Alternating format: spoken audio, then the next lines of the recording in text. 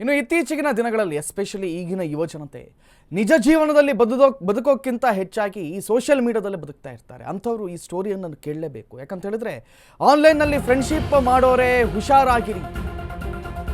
ಈ ಕತೆ ನಿಮ್ಗೆಲ್ಲರಿಗೂ ಕೂಡ ಒಂದು ನೀತಿ ಪಾಠ. ಸಹಾಯ ಮಾಡೋ ನೆಪದಲ್ಲಿ ಅಸಭ್ಯ ವರ್ತನೆಯ ಸಾಧ್ಯತೆ ಇದೆ. ಮಹಿಳೆಯರನ್ನ ದೈಹಿಕವಾಗಿ ಬಳಸಿಕೊಳ್ಳುವ ಯತ್ನ ನಿರಂತರವಾಗಿ ಕೆಲವು ಪುಡೋರಿಗಳು ಮಾಡ್ತಾನೆ ಇದ್ದಾರೆ. Help ಪಡೆದವಳನ್ನ ಮಂಚಕ್ಕೆ ಕರೆದಿದ್ದಾನಂತೆ online.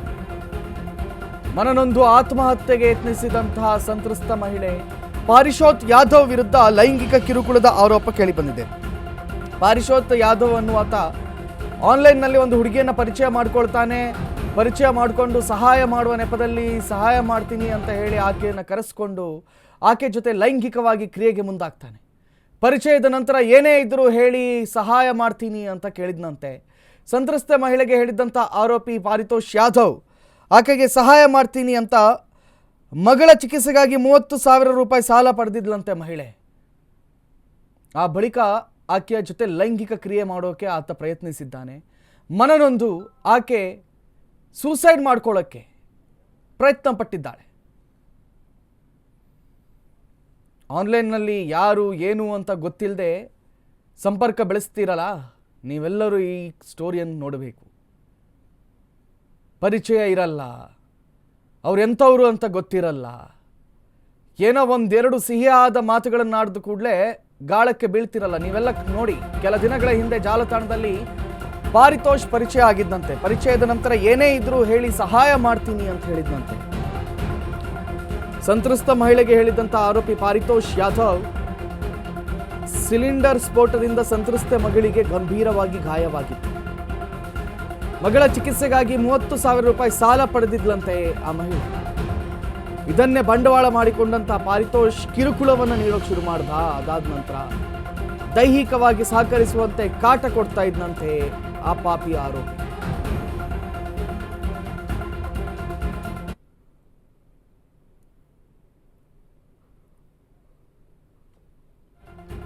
ಇವರಿಬ್ಬರಿಗೂ ಪರಿಚಯ ಆಗುತ್ತೆ. ಯಾವುದರಲ್ಲಿ? ಆನ್ಲೈನಲ್ಲಿ, ವಾಟ್ಸಪ್ಪಲ್ಲಿ ಚಾಟಿಂಗ್ ಬೆಳೆಯುತ್ತೆ.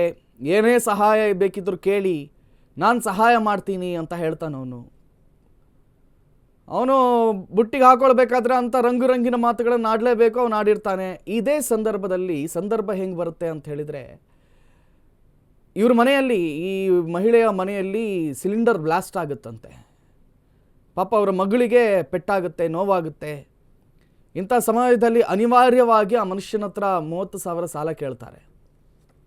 30,000 ಕೊಟ್ಟ ಪುಣ್ಯಾತ್ಮ ಅದಾದ ನಂತರ 30,000ವನ್ನೇ ಬಂಡವಾಳವಾಗಿಟ್ಕೊಂಡು ಆಕೆಗೆ ಕಿರುಕುಳವನ್ನು ಕೊಡೋಕೆ ಶುರು ಮಾಡ್ತಾನಂತೆ. ಕಿರುಕುಳ ಕೊಡೋಕೆ ಶುರು ಮಾಡಿ ದೈಹಿಕವಾಗಿ ಸಂಬಂಧವನ್ನು ನೀವು ಬೆಳೆಸಲೇಬೇಕು. ಕೊಡ್ಲಿಲ್ವ ನನಗೆ 30,000, ಬಡ್ಡಿ ಸೇರಿದ್ರೆ ಇಂತಿಷ್ಟಾಗುತ್ತೆ, ವಾಪಸ್ ಕೊಡು, ಇಲ್ಲ ಅಂದರೆ ದೈಹಿಕವಾಗಿ ನನ್ನ ಜೊತೆ ಸಂಬಂಧ ಬೆಳೆಸುವಂತ ಪದೇ ಹಿಂಸೆ ಕೊಡ್ತಾ ಇದ್ದಾನೆ.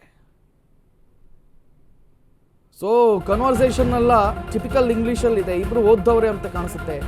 ಪ್ರತಿನಿತ್ಯವೂ ಮೆಸೇಜ್ ಮಾಡಿ ಕಿರುಕುಳ ನೀಡ್ತಾ ಇದ್ದಂತಹ ಆರೋಪ ಆತನ ಮೇಲೆ ಕೇಳಿ ಬರ್ತಾ ಇದೆ. ಒಂದು ವೇಳೆ ಸಹಕರಿಸದೇ ಇದ್ರೆ ವೇಷವಾಟಿಕೆ ಮಾಡುವವರಿಗೆ ಮಹಿಳೆಯ ನಂಬರ್ ಕೊಡುವುದಾಗಿ ಆರೋಪಿಯಿಂದ ಬೆದರಿಕೆ. ಓಹೋ, ಮಹಿಳೆಗೆ ಅಸಭ್ಯ ಮೆಸೇಜ್ ಮಾಡಿ ಪೀಡಿಸ್ತಾ ಇದ್ದಂತೆ ಪಾರಿತೋಷ್. ಅಲ್ಲದೆ ಅಸಭ್ಯ ವಿಡಿಯೋಗಳನ್ನು ಕಳಿಸ್ತಾ ಇದ್ದಂತೆ ಪಾರಿತೋಷ್. ಪರಿಗಣಿಸಬೇಕಿದನ್ನು. ಈ ವಿಚಾರ ಮಹಿಳೆ ಗಂಡನಿಗೆ ತಿಳಿದು ಇಬ್ಬರ ಮಧ್ಯೆ ಮನಸ್ತಾಪ ಉಂಟಾಗಿದೆ. ಗಂಡನನ್ನ ತೊರೆದು ಸ್ನೇಹಿತೆ ಮನೆಗೆ ಹೋಗಿ ಆತ್ಮಹತ್ಯೆಗೆ ಯತ್ನ ಮಾಡಿದ್ದಾರೆ.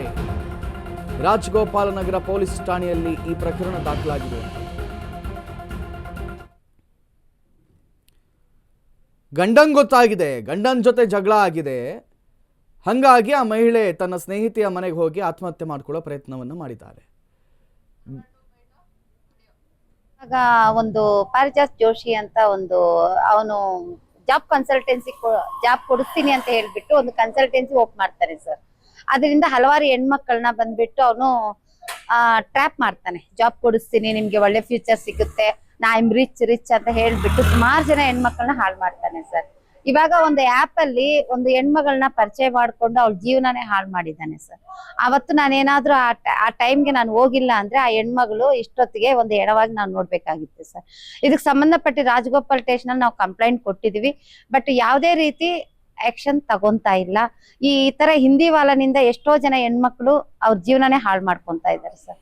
ದಯವಿಟ್ಟು ಆ ಹೆಣ್ಮಗಳಿಗೆ ನ್ಯಾಯ ಕೊಡಿಸ್ಬೇಕಂತ ತಮ್ಮಲ್ಲಿ ಕೇಳ್ಕೊಂತ ಇದ್ದು ಸರ್. ಆ ಹುಡುಗಿ ಬಂದ್ಬಿಟ್ಟು ಕೈ ಈ ಹಿಂದಿಯವನೊಬ್ಬ ಪಾರಿಜಾತ್ ಯಾದವ್ ಅಂತ ಅನ್ನೋನು ಲಿಂಕ್ಡ್ಇನ್ ಅನ್ನೋ ಆಪ್ ಮಾಡ್ಕೊಂಡು ಎಲ್ಲಾರ್ಗು ಕೆಲಸ ಕೊಡ್ತೀನಿ ಅಂತ ಹೆಣ್ಮಕ್ಳನ್ನೇ ಟಾರ್ಗೆಟ್ ಮಾಡ್ತಾ ಇದ್ದಾನೆ.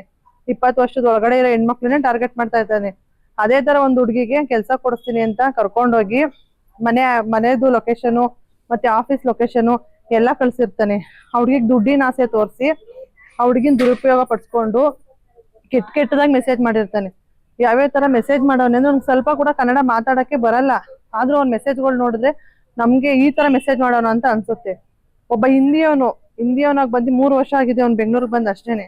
3 ವರ್ಷದಲ್ಲಿ ಎಷ್ಟು ಜನ ಹೆಣ್ಮಕ್ಳು ಜೀವನ ಹಾಳು ಮಾಡಿದ್ದಾನೆ ಅಂದ್ರೆ ಹೇಳಕ್ಕೆ ಆಗಲ್ಲ. ಸರ್ ನನ್ಗೆ ಪಾರಿಜಾತ್ ಯಾದವ್ ಅನ್ನೋನು ನನ್ಗೆ ಪರಿಚಯ ಇದೆ. ಲಿಂಕ್ಡ್ಇನ್ ಆಪ್ ಇಂದ ಪರಿಚಯ ಇದೆ. ನನ್ಗೆ ಪರಿಚಯ ಆಗ್ಬಿಟ್ಟು ನನ್ಗೆ ತುಂಬಾ ನನ್ ಪರಿಚಯ ಆಗ್ಬಿಟ್ಟು ಕೆಲಸ ಎಲ್ಲ ಕೊಡಿಸ್ತೀನಿ ಅಂತೆಲ್ಲ ನನ್ಗೆ ಹೇಳ್ತಾ ಇದ್ದ. ಮತ್ತೆ ಬ್ಯಾಂಕ್ ಅಲ್ಲಿ ನಿಮ್ ಕಡೆಯಿಂದ ಲೋನ್ ಬೇಕು ಅನ್ಕೊಂಡೆಲ್ಲ ಏನೋ ಕೇಳ್ತಾ ಇದ್ದ. ನಾನು ಅವ್ನು ಬೇರೆ ತರ ಮಾತಾಡ್ತಿರ್ಬೇಕಾದ್ರೆ ಸ್ವಲ್ಪ ದಿನ ನಾನು ಅವಾಯ್ಡ್ ಮಾಡಿದೆ. ನಾನು ಬೇಡ, ನನ್ಗೂ ಫ್ಯಾಮಿಲಿ ಇದೆ ಅಂತ ನಾನು ಅವಾಯ್ಡ್ ಮಾಡಿದೆ, ಬೇಡ ಅಂತ ಅವಾಯ್ಡ್ ಮಾಡಿದೆ. ಒಂದ್ 6-7 ತಿಂಗಳಾದ್ಮೇಲೆ ನನ್ನ ಮಗಳಿಗೆ ಒಂದು ಇನ್ಸಿಡೆಂಟ್ ನಡೀತು ಸರ್. ಆ ಇನ್ಸಿಡೆಂಟ್ ಟೈಮಲ್ಲಿ ನಾನು ಇವಾಗ ಮತ್ತೆ ಕಾಲ್ ಮಾಡ್ತಾನೆ ಇದ್ದೆ ನನಗೆ ಬೇರೆ ನಂಬರ್ ಇಂದ. ಕಾಲ್ ಮಾಡ್ತಿರ್ಬೇಕಾದ್ರೆ ಈ ತರ ಪ್ರಾಬ್ಲಮ್ ಆಗಿದೆ, ನನ್ನ ಮಗಳಿಗೆ ವಿಕ್ಟೋರಿಯಾ ಹಾಸ್ಪಿಟಲ್ ಅಲ್ಲಿ ಇದೀವಿ, ಬೆಡ್ ರಿಡನ್ ಆಗಿದ್ದಾಳೆ ನನ್ನ ಮಗಳು ಅಂದಿದ್ದಕ್ಕೆ ಇಲ್ಲ ನನ್ನ ಮಾತನ್ನ ಅವನು ನಂಬ್ಲಿಲ್ಲ. ಅವನು ಬಂದ್ಬಿಟ್ಟು ವಿಕ್ಟೋರಿಯಾ ಹಾಸ್ಪಿಟಲ್ ಹತ್ರ ಬಂದ್ಬಿಟ್ಟು 30,000 ಕ್ಯಾಶ್ ಕೊಟ್ಬಿಟ್ಟು ಹೋದ ನನ್ಗೆ. ಮಗು ನೋಡ್ಕೊಳ್ಳಿ ಅಂತ ಅನ್ಬಿಟ್ಟು ಕ್ಯಾಶ್ ಕೊಟ್ಬಿಟ್ಟು ಹೋದ 30,000 ಸರ್. ನನ್ಗೆ ಕೊಟ್ಟಿ ಹೋಗಿ ಸ್ವಲ್ಪ ದಿನ ಆದ್ಮೇಲೆ ನನ್ನನ್ನ ನಿನ್ ದುಡ್ಡು ಕೊಡು, ಇಲ್ಲ ಅಂತಂದ್ರೆ ನನ್ ಬೆಡ್ರೂಮ್ ಬಾ, ನನ್ನ ಅಪಾರ್ಟ್ಮೆಂಟ್ ಬಾ ಅಂತ ಅನ್ಬಿಟ್ಟು ಕೆಟ್ಟದಾಗೆಲ್ಲ ನನ್ನನ್ನ ಮೆಸೇಜ್ಗಳು ಮಾಡೋದು, ಫೋಟೋಸ್ಗಳು ಕಳ್ಸೋದು, ಸೆಕ್ಸ್ ವಿಡಿಯೋಗಳು ಕಳ್ಸೋದು, ಮತ್ತೆ ಮ್ಯಾಟ್ರಿಮೋನಿಯಲ್ಗೆಲ್ಲ ನಿನ್ ನಂಬರ್ಗಳು ಹಾಕ್ತೀನಿ, ಪಬ್ಲಿಕ್ ಟಾಯ್ಲೆಟ್ ಅಲ್ಲಿ ನಿನ್ ನಂಬರ್ ಹಾಕ್ತೀನಿ ಅನ್ಕೊಂಡೆಲ್ಲ ನಂಗೆ ತುಂಬಾ ಟಾರ್ಚರ್ ಕೊಡ್ತಾ ಇದ್ದೆ ಸರ್. ಅವ್ನು ನನಗೆ ಟಾರ್ಚರ್ ತಡಿಲಾಕಾಗ್ದೇನೆ ನಾನು ಒಂದು 15 days ಬ್ಯಾಕ್ ನಾನು ಸೂಸೈಡ್ ಅಟೆಂಪ್ಟ್ ಮಾಡಿದ್ದೆ. ನಾನು